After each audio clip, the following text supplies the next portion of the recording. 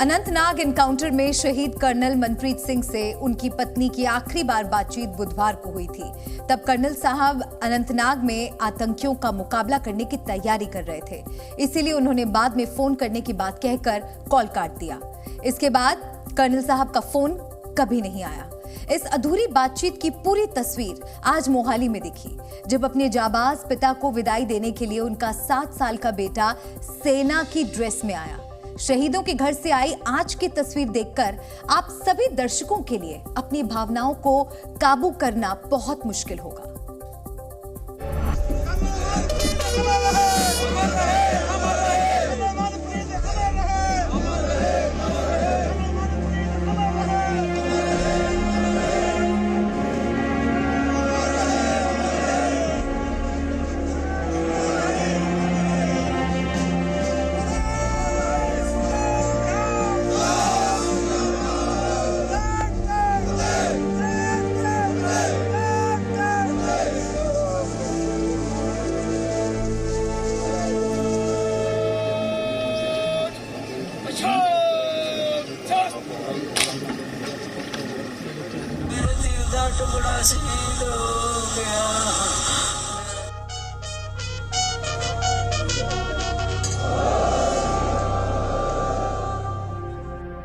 जिस वर्दी की आड़ में कर्नल मनप्रीत सिंह ने देश के लिए सर्वोच्च बलिदान दे दिया, आज उनके मासूम बेटे कबीर ने वैसी ही वर्दी में शहीद पिता को आखिरी सैल्यूट किया।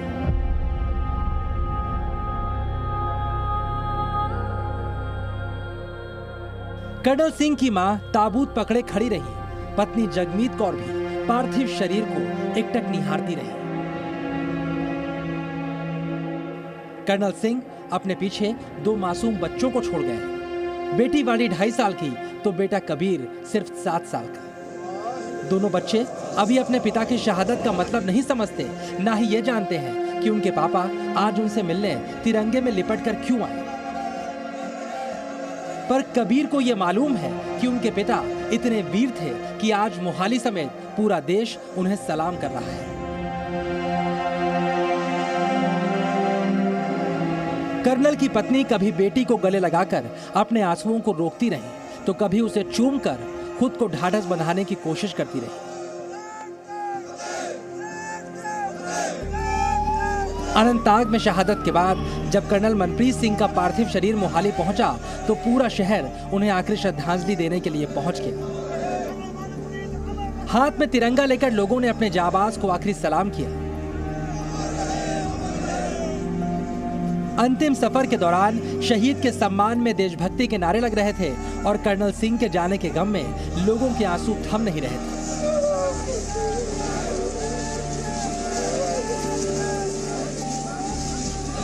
मोहाली से आई ये तस्वीरें एक महायोद्धा की विदाई की हैं, जिसे देश कभी नहीं भूलेगा।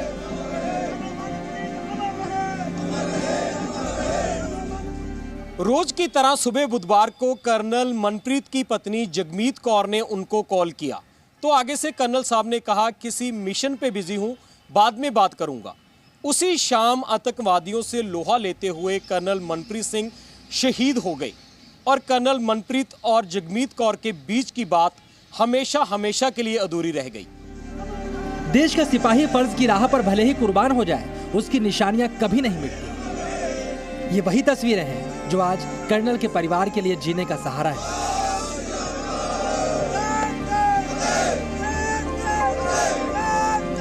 जो उनकी धर्मपत्नी है वो भी मेरी बेटी है और सर ये उनकी लड़की है, एक इनसे बड़ा बेटा है 6 साल का। थोड़ी टाइम पहले प्रमोशन 3 साल पहले हुआ था। और सर अभी सेना मेडल मिले थे इनको जस्ट बिफोर ए ईयर और सो। मेरे दिल दा टुकड़ा शहीद हो गया, मेरा दिल दा टुकड़ा शहीद हो गया।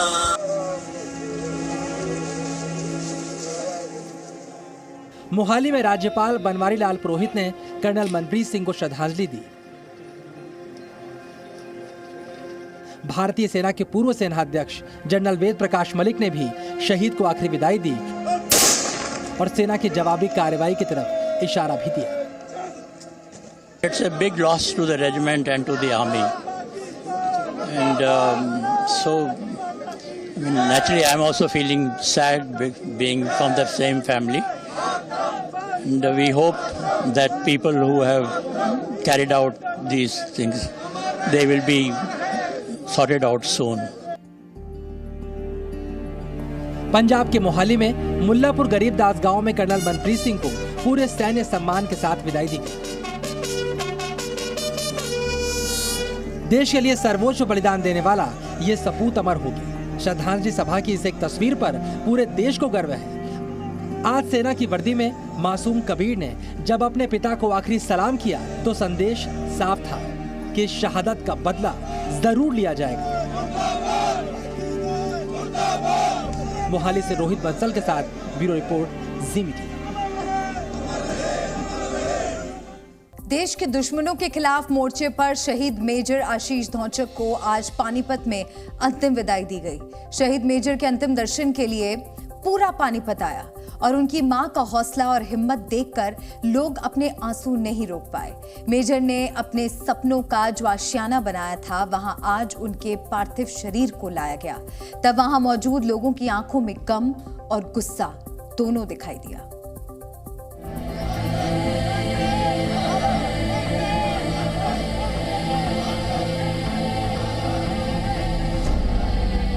मेरा बेटा देश का किसान, मेरा बेटा मेरी हिम्मत, मेरा बेटा मेरी हिम्मत, मेरा बेटा देश का किसान, मेरा बेटा देश का किसान। शहीद मेजर आशीष धौंचक की मां की ये बातें 140 करोड़ हिंदुस्तानियों का कलेजा चीर रही हैं।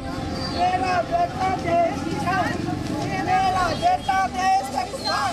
जवान बेटा अंतिम सफर पर निकला तो मां की आंखों में आंसू नहीं, शूरवीर की शहादत का गौरव दिखा।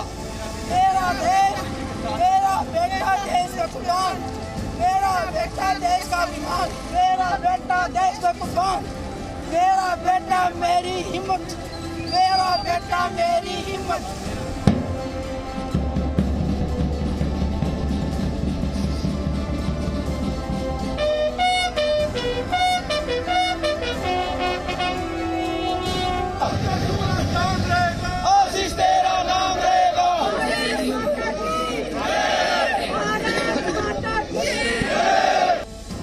पानीपत की गलियों में अपना बचपन गुजारने वाले मेजर आशीष धौंचक गौरवशाली भारतीय सेना का हिस्सा बने। देश की सेवा करते रहे और देश की खातिर सर्वोच्च बलिदान दिया। जब तक सूरज चांद रहेगा, आशीष तेरा नाम रहेगा। पूरे पानीपत ने अपने शहीद बेटे को अंतिम विदाई दी। सड़कों पर जगह कम पड़ गई। शहीद की मां को देखकर पानीपत के आंसू नहीं रुक रहे। भारत माता की, भारत माता की, भारत माता की। शहीद मेजर की तीनों बहनें और पूरा परिवार अपने लाडले की अंतिम यात्रा का हिस्सा बना। शहीद मेजर अमर रहे के नारों से पूरा आसमान गूंज उठा। शहीद मेजर धौंचक के घर से लेकर शमशान तक साथ आए हर व्यक्ति की आंखों में आंसू थे। लोग तिरंगा लेकर वीर सपूत को आखिरी बार सैल्यूट करते रहे। स्कूल के छोटे बच्चों ने भी पानीपत के महानायक को सलाम किया।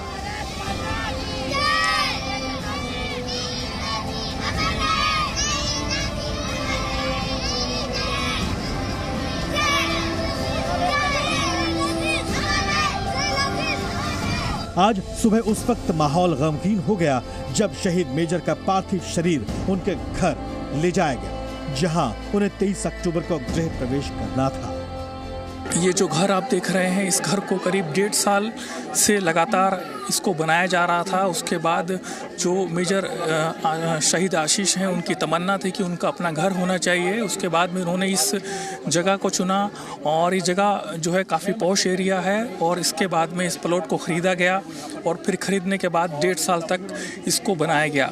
ये भी जानकारी है कि इस घर को बनाने के लिए जो आशीष हैं, उन्होंने बाकायदा पूरा डिज़ाइन तैयार किया था और उसके बाद में इस घर को बनाया। मेजर आशीष धौचक की अंतिम यात्रा में उनके दोस्त और सेना के साथी भी शामिल हुए। हर एक की जुबान पर शहीद मेजर की बहादुरी और इनकी जिंदादिली की यादें थी। 19 राष्ट्रीय राइफल्स के कंपनी कमांडर मेजर आशीष धौचक बुधवार की शाम आतंकियों के साथ मुठभेड़ में शहीद हुए। उनकी शहादत की खबर मिलते ही परिवार गमगीन है। मेजर धौचक अपने पीछे पत्नी, मासूम बेटी और माता पिता को छोड़ गए हैं। शहीद मेजर आशीष धौचक को पानीपत में उनके पैतृक गांव बिंझोल में सैन्य सम्मान के साथ अंतिम विदाई दी गई। जैसे ही शहीद मेजर पंच तत्व में विलीन हुए, वहां मौजूद हर आंख नम हो गई। मेजर आशीष धौचक अपने परिवार से हमेशा के लिए दूर हो चुके हैं और देश के लिए शहादत देने वाले लाडले बेटे पर मां को गर्व है। जिस तरीके से यहाँ पर जो भीड़ उमड़ी है, उसको देख करके यही अंदाज़ा लगा सकते हैं कि आखिरकार जो शहीद मेजर आशीष हैं, उनके लिए आज पूरा देश, पूरा पानीपत शहर और पूरा हरियाणा साथ खड़ा है और इसी के साथ उनको श्रद्धांजलि अर्पित कर रहा है। कैमरामैन पीयूष के साथ नीरज कुमार गौड़, जी मीडिया, पानीपत। अनंतनाग में आतंकियों के अंत का समय करीब आ गया है। आतंकी लगातार कोशिश कर रहे हैं कि वो भारतीय सुरक्षा बलों के हत्थे ना चढ़े। पीर पंजाल की पहाड़ियों में बिल बनाए आतंकी अच्छे से जानते हैं कि अब उनकी कायराना हरकत का अंजाम भुगतने का वक्त आ गया है। पिछले 3 दिन से दिन हो या रात, हर पल सुरक्षा बल इन आतंकियों को ढेर करने के लिए ऑपरेशन चला रहे हैं। ये रिपोर्ट देखिए।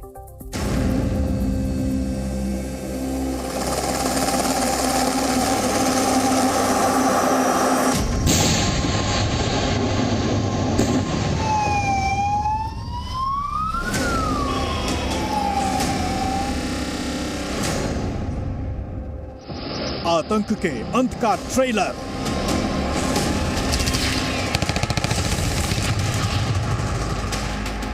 घने जंगल, ऊंची पहाड़ी, आसमान में उठता धुआं।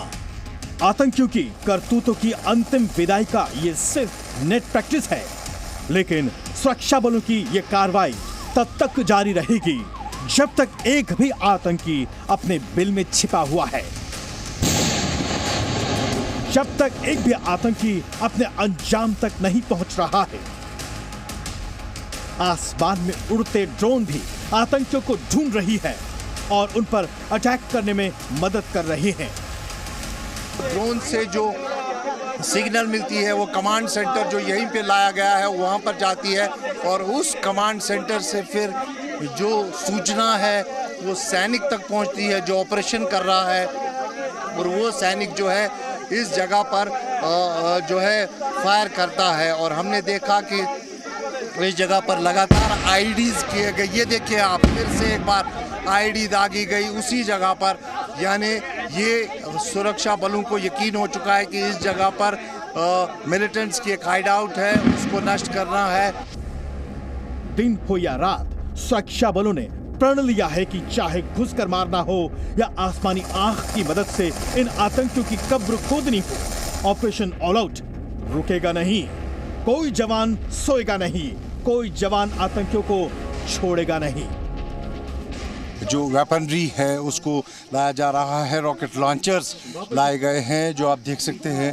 ये जम्मू कश्मीर पुलिस के जवान जो है वो ये सारा इक्विपमेंट लेकर जो है अब एनकाउंटर साइट की तरफ जा रहे हैं और ये फाइनल असॉल्ट हो सकता है। अब जो हम सुबह से देख रहे हैं कि कैसे ये बॉम्बार्डमेंट किया जाए। देखिए फिर से एक बार जो है निशाना बनाया गया है और इन डरपोक आतंकियों ने छल से 13 सितंबर को देश के वीर सपूतों पर हमला बोला था। हमारे जवानों की शहादत व्यर्थ नहीं जाएगी। जवान आतंकियों का बिल लगातार खोद रहे हैं। ये फाइनल असॉल्ट है। आपको बता दें कि सुरक्षा बलों को इतना बड़ा नुकसान हुआ क्यों है। दरअसल जानकारों की माने तो पाकिस्तान स्पॉन्सर्ड आतंकियों ने आतंकी गतिविधियों के तरीके में बदलाव किया है। वो जंगल के इलाकों में छुपकर गुरिल्ला वॉरफेयर की तरह हमले कर रहे हैं और बिल में छुप जाते हैं। जब से हमने ऑपरेशन ऑल आउट 2017 में स्टार्ट किया था, उसमें तब से पिछले 5-6 सालों में काफ़ी इनके रैंक्स हज़ारों की तादाद में मारे गए और वेपन्स की कमी भी आई। तो उसके बाद आपने देखा कोई 3 साल पहले इन्होंने दोबारा अपनी स्ट्रेटेजी बदली और वो टारगेटेड किलिंग शुरू की। पाकिस्तान शायद ये भी सोचता है कि घाटी में वो दहशत फिर कायम कर सकता है, लेकिन पाकिस्तान अच्छे से समझ ले कि उनके मंसूबे कभी कामयाब नहीं होंगे। पाकिस्तान की हवाइयां उड़ी हुई हैं। उसे पता है कि उसकी टेरर की फैक्ट्री में तैयार हुए आतंकियों को 72 हुरों के पास भेजा जाएगा, लेकिन पाकिस्तान ने अभी से ही सफाई देना शुरू कर दिया है। ये उसकी हरकत नहीं। भारत ने जो दावा किया है, हम उसकी सत्यता को स्वतंत्र रूप से सत्यापित करने का प्रयास कर रहे हैं। हमने पहले कहा है, भारत को अपनी घरेलू राजनीति में पाकिस्तान को घसीटने की आदत है और अगर भारत दोबारा ऐसा करे तो हमें आश्चर्य नहीं होगा। घने जंगल में जिस इलाके में आतंकियों को खोजा जा रहा है, यह इलाका बेहद चुनौती भरा है। टेरेन बड़ी डिफिकल्ट है, पहाड़ी इलाका है, घना जंगल है, छुपने की काफ़ी जगह हैं। उस जंगल में केव्स भी होंगी। बड़े आराम से धीरे से टायर आउट करके इन टेररिस्ट को न्यूट्रलाइज करना। तो इसमें जल्दबाजी और टाइम नहीं देखना चाहिए। 2 दिन लगे, 3 दिन लगे, 4 दिन लगे, लेकिन इनको मारना है। और मुझे कोई शक नहीं कि भारत की सेना और जम्मू कश्मीर पुलिस इनको बहुत जल्दी, आप कुछ ही वक्त में सुनेंगे कि ये न्यूट्रलाइज हो गए और मारे गए। दरअसल ये इलाका पीर पंचाल पहाड़ी नाम से मशहूर है। यहाँ के पहाड़ आम नहीं है, यह आतंकियों की पनाहगाह माना जाता है। पीर पंचाल के पहाड़ 13,000 फीट ऊंचे हैं। इस इलाके में खूब पानी बरसता है। ये 2 तरीकों से आता है, पहला सर्दियों की बर्फबारी से और दूसरा गर्मियों की बारिश से। यहाँ ये आतंकी आसानी से छिप जाते हैं। 2017 से ऑपरेशन ऑल आउट जारी है। साफ है, सर्जिकल स्ट्राइक हो या फिर पाकिस्तान को दुनिया में कटोरा देकर रहम की भीख मांगने पर मजबूर करना पड़े, पाकिस्तान के आतंकियों पर काल मंडरा रहा है, क्योंकि भारतीय सुरक्षा बल हिसाब तो चुकाएंगे, वो भी सूद के साथ। खालिद हुसैन और रजत वोरा के साथ ब्यूरो रिपोर्ट, जी मीडिया। अनंतनाग एनकाउंटर का बदला तब तक पूरा नहीं होगा जब तक आतंकियों का आखिरी हिसाब नहीं होगा। मोदी सरकार की तरफ से करारा जवाब देने की बात आई तो पाकिस्तान में डर बढ़ गया है। इस्लामाबाद को एक बार फिर बालाकोट वाला डर क्यों सता रहा है और भारतीय सेना के टारगेट पर कितने आतंकी हैं, इस स्पेशल रिपोर्ट में पाकिस्तानियों का खौफ सुनकर समझिए।